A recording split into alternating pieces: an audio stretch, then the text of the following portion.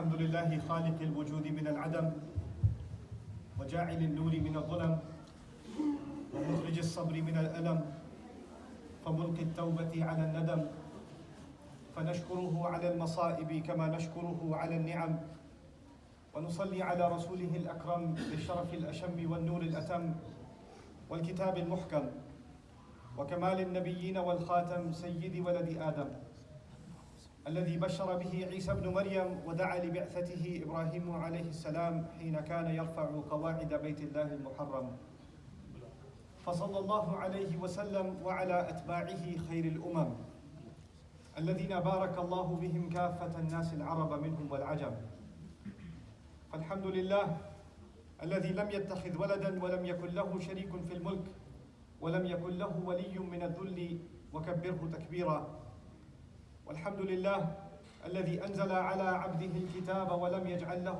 عوجا والحمد لله الذي نحمده ونستعينه ونستغفره ونؤمن به ونتوكل عليه ونعوذ بالله من شرور أنفسنا ومن سيئات أعمالنا من يهده الله فلا مضل له ومن يضلل فلا هادي له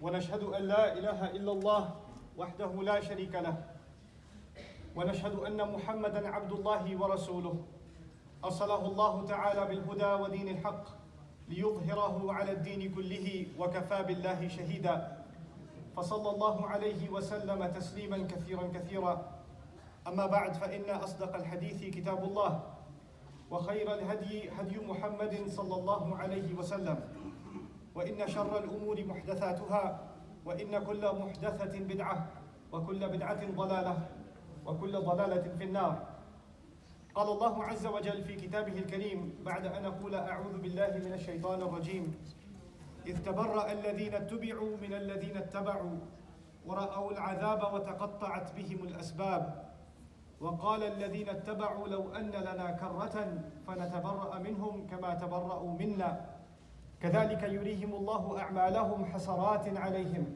وما هم بخارجين من النار اللهم لا تجعلنا من أصحاب النار يا أرحم الراحمين رب اشرح لي صدري ويسر لي أمري واحلل عقدة من لساني يفقه قولي واللهم ثبتنا عند الموت بلا إله إلا الله اللهم اجعلنا من الذين آمنوا وعملوا الصالحات وتواصوا بالحق وتواصوا بالصبر آمين يا رب العالمين.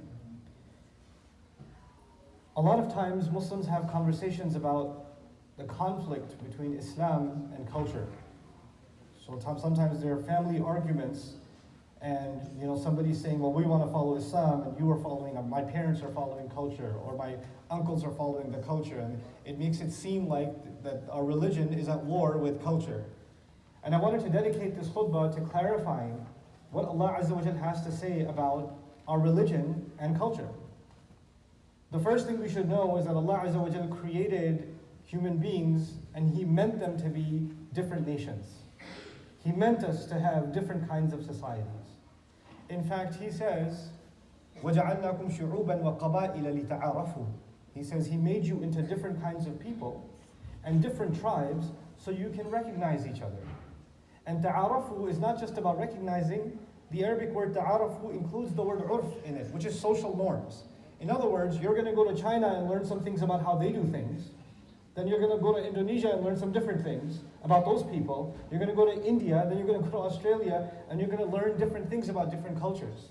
In fact, the word for, they translate this ayah, shu'uban wa qaba'ila, they translate it as people or nations and tribes. But the word sha'ab in Arabic, originally, sha'ab was actually a shaghaf fil jidar. It's a hole in the wall.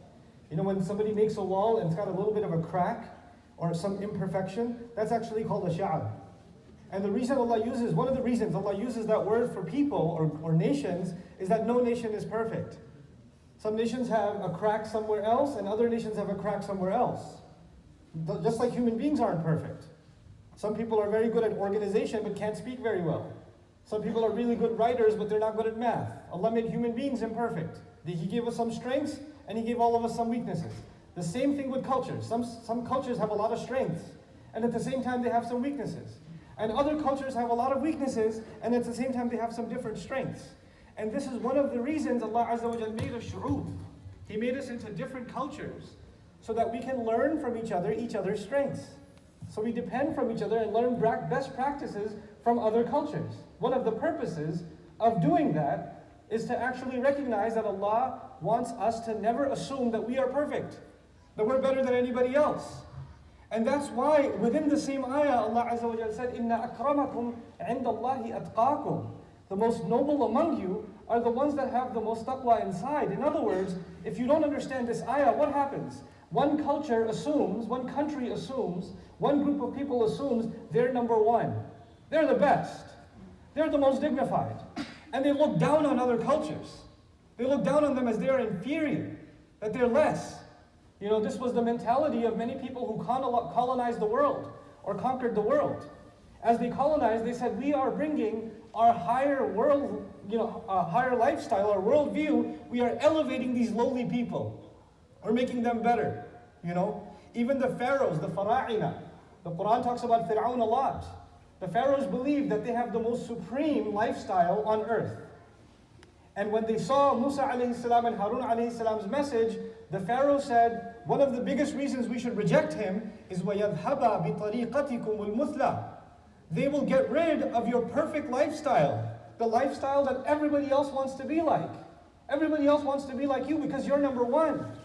And so everybody should be emulating and following our culture. So some cultures believe that they are superior, for Europeans that colonize so much of the Muslim world and the non-Muslim world. Many of them believe this notion, if you haven't studied it, you should study it. They called it the white man's burden. They're civilized and everybody else is barely human. So they have to go take over so they can bring us up to speed with the rest of you, make us human, make us more civilized. They had that mentality among them. But this is not just something that non-Muslims held. This used to be something of Jahiliyyah. So the Qabilat Hudayl believed that they're superior. And then Banu Hashim believed that they're superior. And then when you go to Medina, Aus believes that they're superior, and Khazraj believes that they're superior. Banu Qurayza believes that they're superior. Everybody thinks they're number one. Everybody thinks they're number one. And they don't recognize the flaws in themselves, so they say, what can we learn from these other people? What are they going to teach us? So what cultures do often is they create an antagonism towards other cultures. Us versus them. And Allah Azza wa Jalla says, actually, I made you diverse as people. I made you diverse so you can recognize what is your weakness and how can you go to this other civilization and learn their strengths and bring that back to your society and make them better. And when they come to you, they'll see some of your strengths and they'll take them back to their society, what's called best practices. Learning from each other. That was the point. So that's the first thing I want you to know as a reminder for myself and you, that actually Allah Azza wa Jalla creating different kinds of cultures, different kinds of foods, different kinds of clothing, different kinds of languages, different kinds of heritage, different kinds of architecture. All of that was part of Allah's plan. Allah designed this way. Allah designed humanity this way. This is Allah's making. But on top of all of that, what happens with certain cultures is that a culture is when most people do things the same way.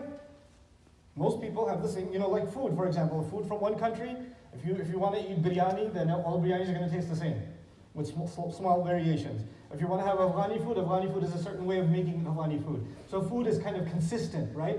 Because when you belong to one culture, then the clothing and the way you do things in, cooking, and the way you speak the language is the same. But then some other things also become the same. Some practices inside the family also become the same. Some way we do business is also the same. And sometimes cultures develop unhealthy habits.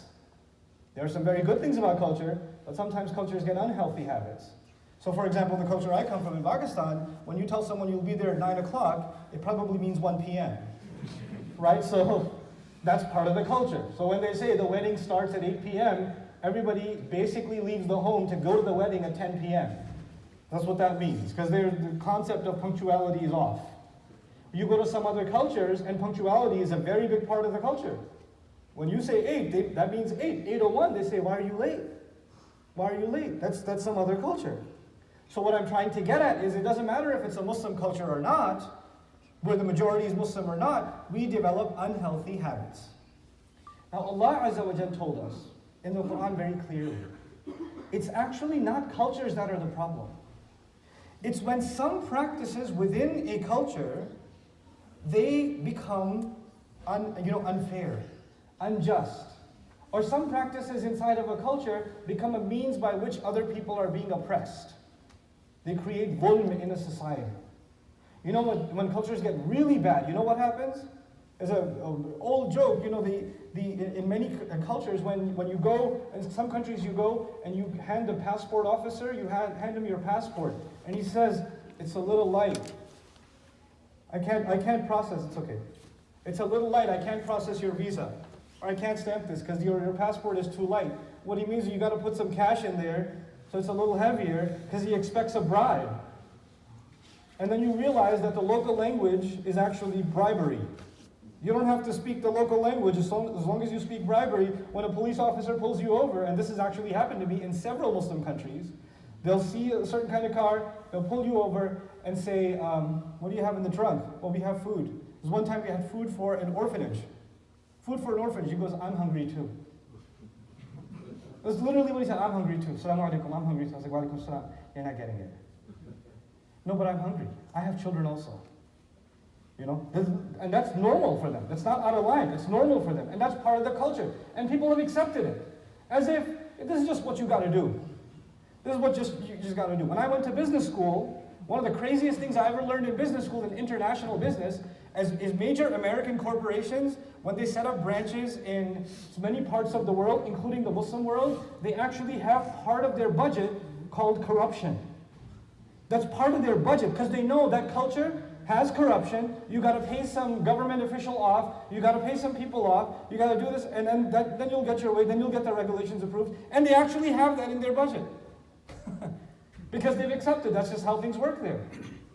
These are unhealthy practices inside of a culture. Our Deen did not come to get rid of culture. Our Deen came to get rid of the impurities from every culture. Everything that is unfair, everything that isn't okay, everything that is unjust, everything that's corrupt should be removed. That's what Allah Azza wa Jal expects when somebody accepts Islam. He doesn't expect that we should dress all the same. He doesn't expect, you're not more Islamic or less Islamic if you're not wearing a thobe. That's okay. When I go to Umrah, I wear shalwar kameez because I'm more comfortable in it. That's where I come from. It doesn't make me less Muslim or less Islamic. You're not more Islamic or less Islamic if you don't speak Arabic. Allah raised you to be a Muslim in the Uyghur province in China, or He raised you in America, or He raised you in Canada and you speak English. This is a language that Allah Azza wa Jalla taught all languages. He taught all languages. This doesn't make you less Muslim. It doesn't do that. But when you accept, now let's take a step back and understand something about cultures. Culture is when the majority of the people around you are doing something.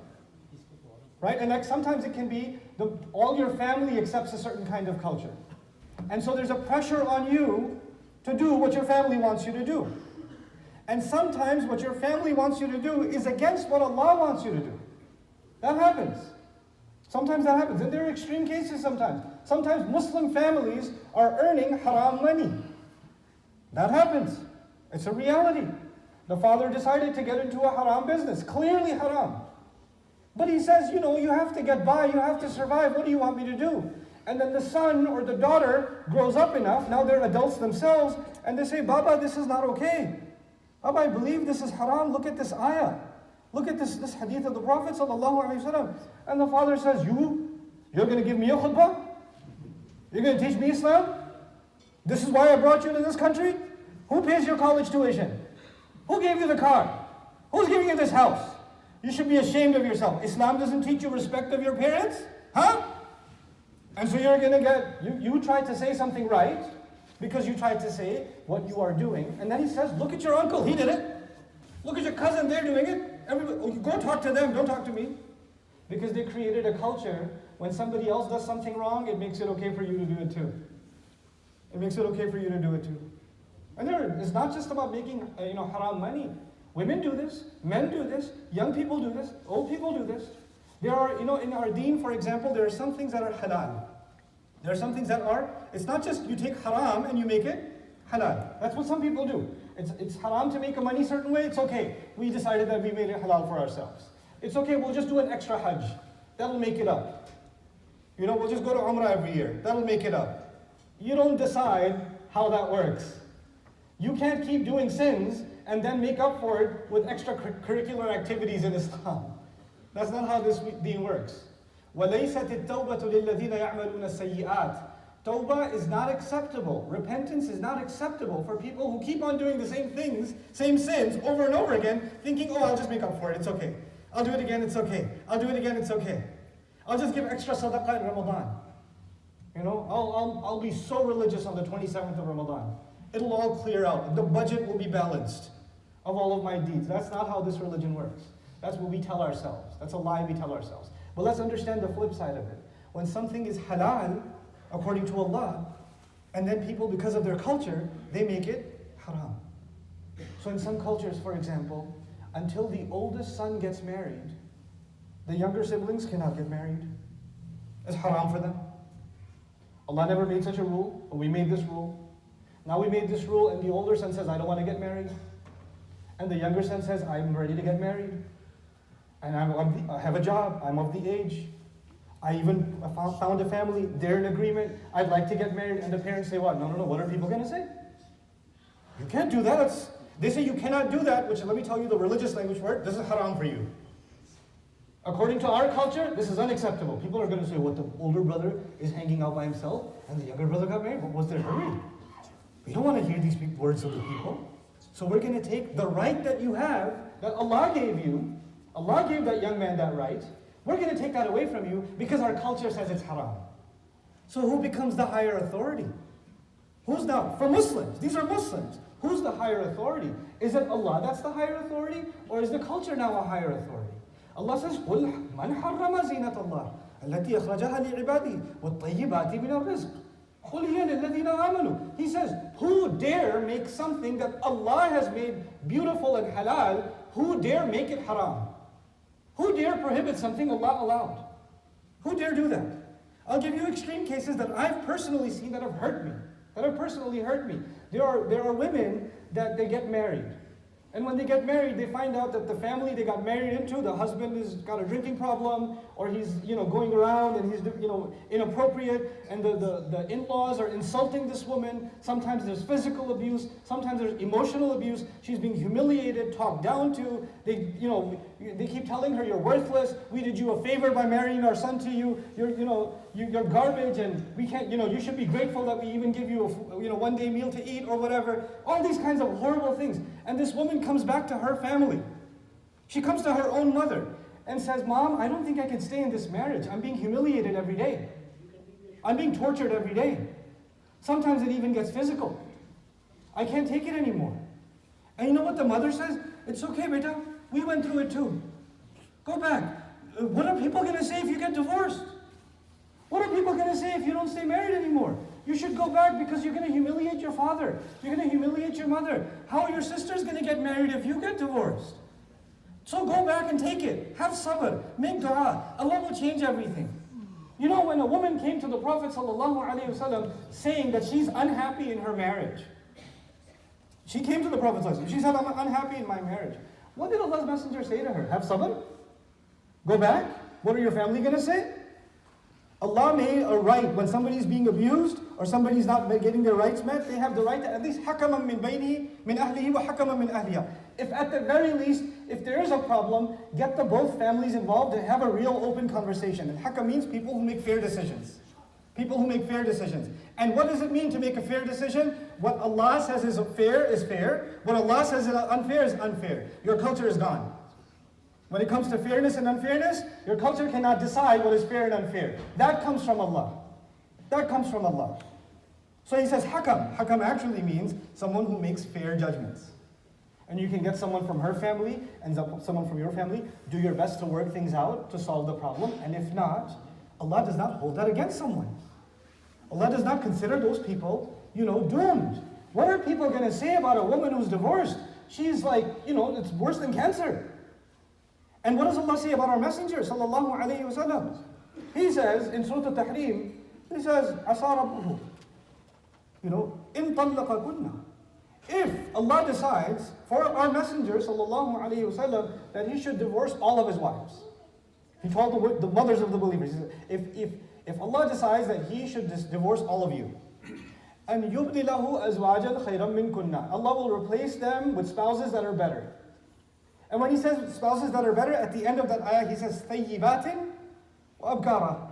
He says previously married women first, then he says previously unmarried women. Allah honored women that were previously married or divorced, or the husband died, and says he would prefer those for his messenger, sallallahu alaihi wasallam. What does our culture do? What do cultures do with divorced women? They're like black sheep.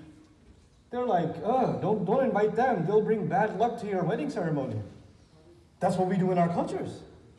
So what we've done is Allah Azza wa Jal, He removed oppression from cultures. As a matter of fact, we're not the first people who have this problem.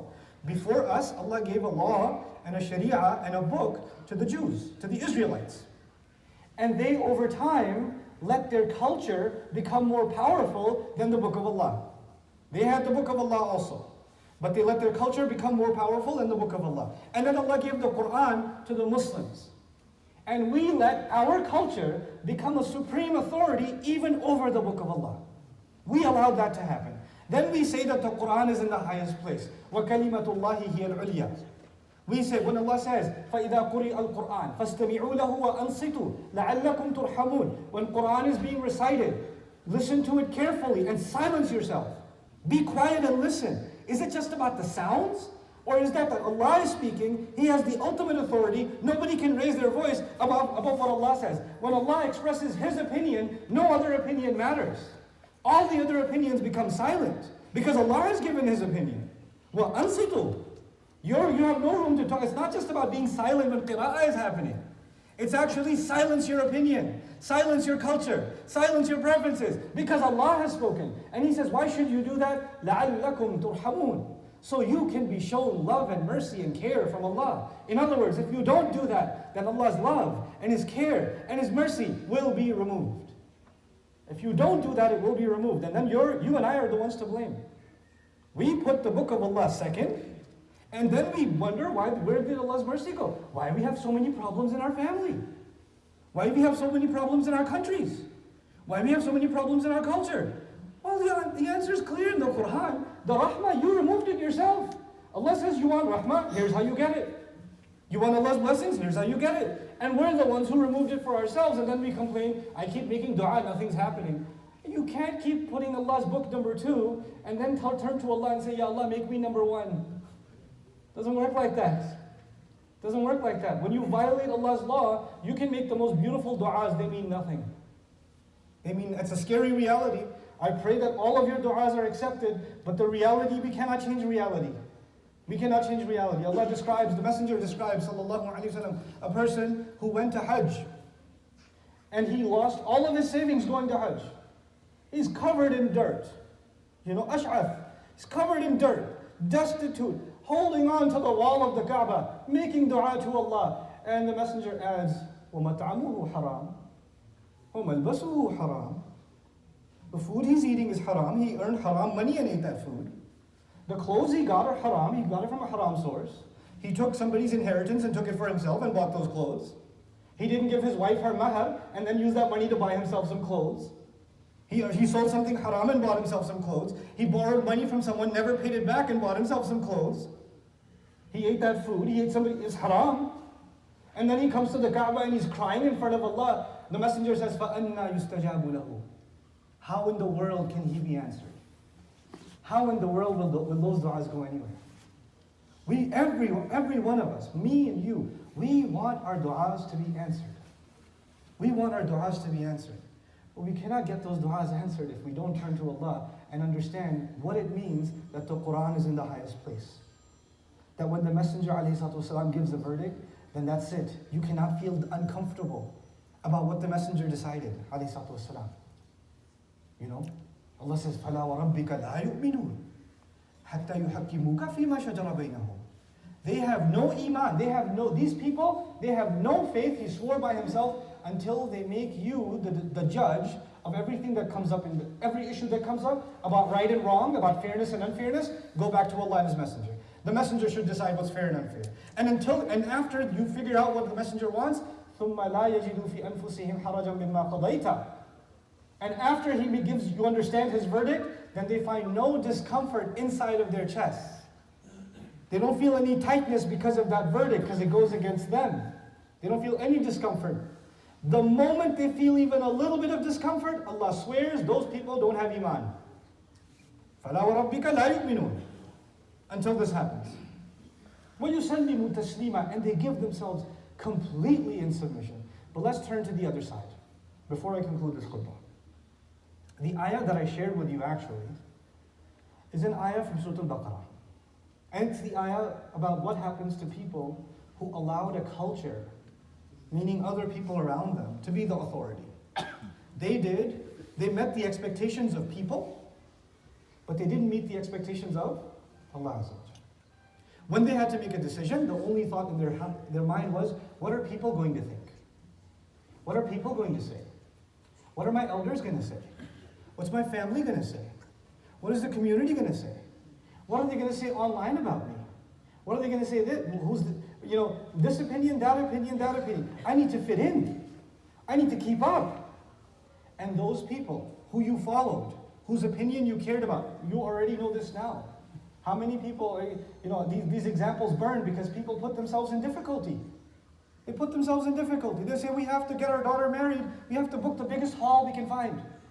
Because that other family, remember their hall? How are we going to have nikah in the masjid? Really? Nikah in the masjid? What are we, fuqara?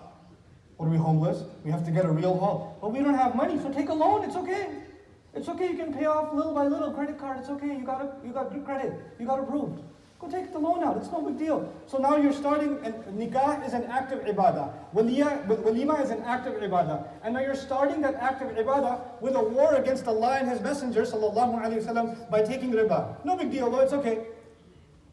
And then the nikah is happening, and then you say, okay, time to decide the mahar, even though the mahar should be decided way in advance. And you sit down and decide the mahar, and the father of the girl says, yeah, it's just 100,000, 150. And the guy's like, oh. No, it's okay, you don't have to pay it right away. It's just a number. Really, the mahar that makes a marriage valid, it's just a number. The book of Allah, the law of Allah, that validates a nikah, this is just a trivial formality, just numbers, just zeros on a paper. Doesn't matter. You don't have to give it. Just whatever. It's okay. And there are people that are my father's generation. They're my father's generation. And I speak to some of their wives sometimes and say, so, did you ever get your mahar? She goes, we don't talk about that. Muslim cultures. These are people that come to Salah. They pray Jummah. And our mothers never got their mahar.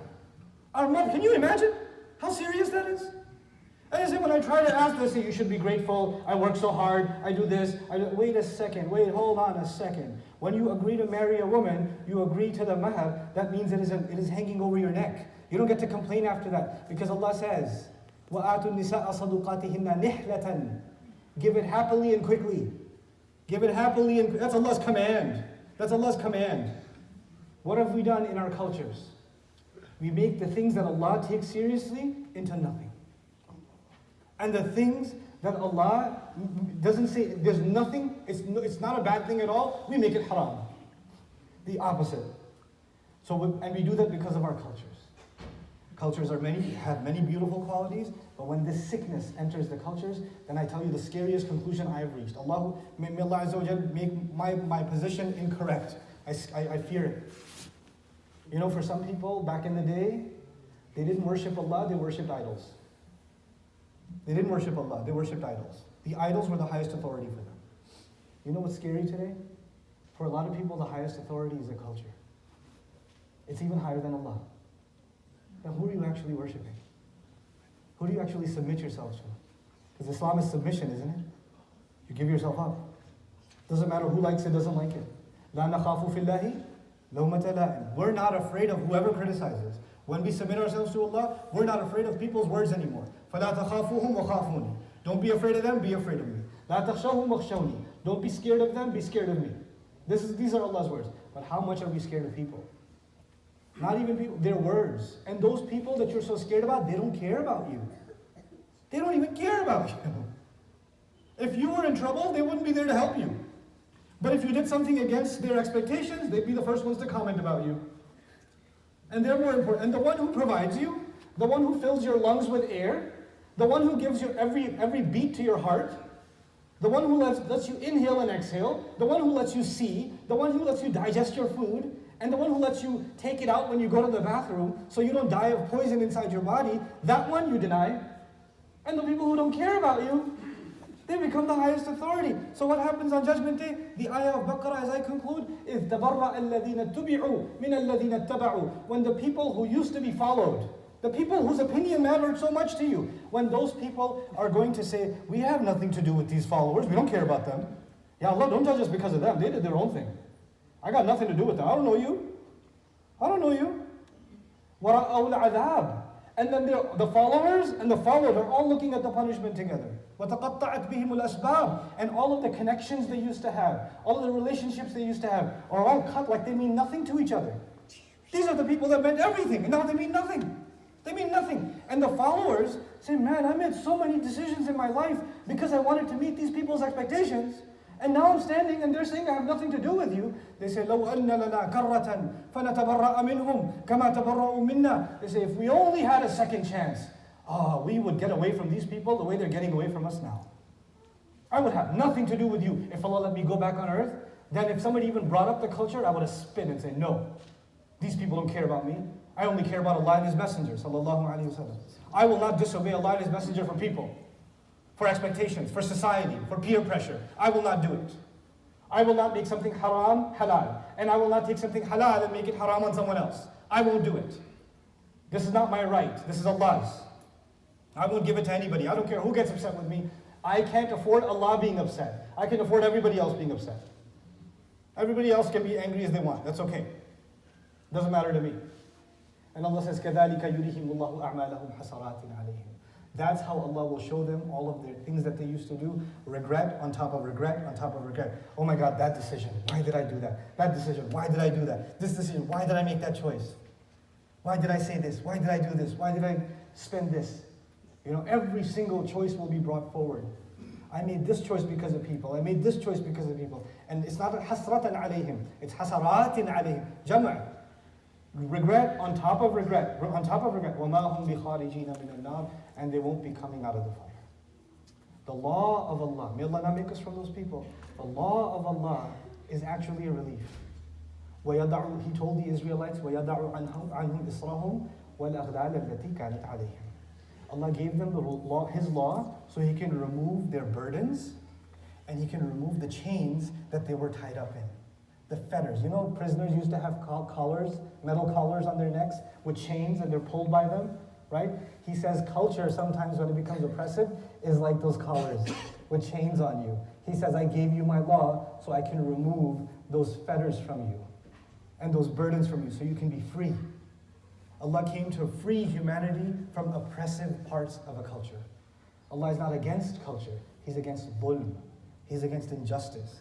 He's against violating His laws. I pray that that has been a clear message to all of you. May Allah Azza wa Jal allow us to have honest conversations, first and foremost with ourselves, deep inside of ourselves, before we talk to anybody else. Sometimes we hear a khutbah and we're like, man, I wish my uncle was here. He really needs to hear this.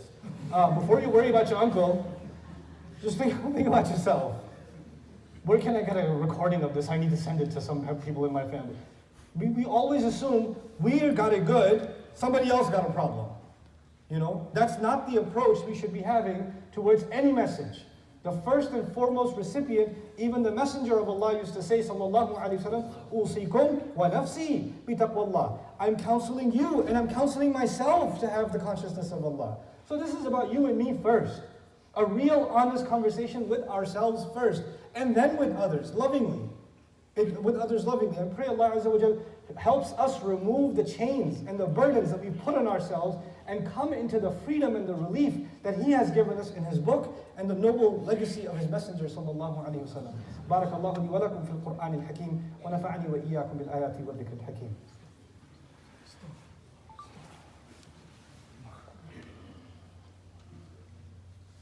الحمد لله وكفى والصلاة والسلام على عباده الذين اصطفى خصوصا على أفضلهم وخاتم النبيين محمد الأمين وعلى آله وصحبه أجمعين. قال الله عز وجل في كتابه الكريم بعد أن أقول أعوذ بالله من الشيطان الرجيم إن الله وملائكته يصلون على النبي يا أيها الذين آمنوا صلوا عليه وسلموا تسليما اللهم صل على محمد وعلى آل محمد كما صليت على إبراهيم وعلى آل إبراهيم في العالمين إنك حميد مجيد اللهم بارك على محمد وعلى آل محمد كما باركت على إبراهيم وعلى آل إبراهيم في العالمين إنك حميد مجيد عباد الله رحمكم الله اتقوا الله إن الله يأمر بالعدل والإحسان وإيتاء ذي القربى وينهى عن الفحشاء والمنكر ولذكر الله أكبر والله يعلم ما تصنعون أقم الصلاة إن الصلاة كانت على المؤمنين كتابا موقوتا.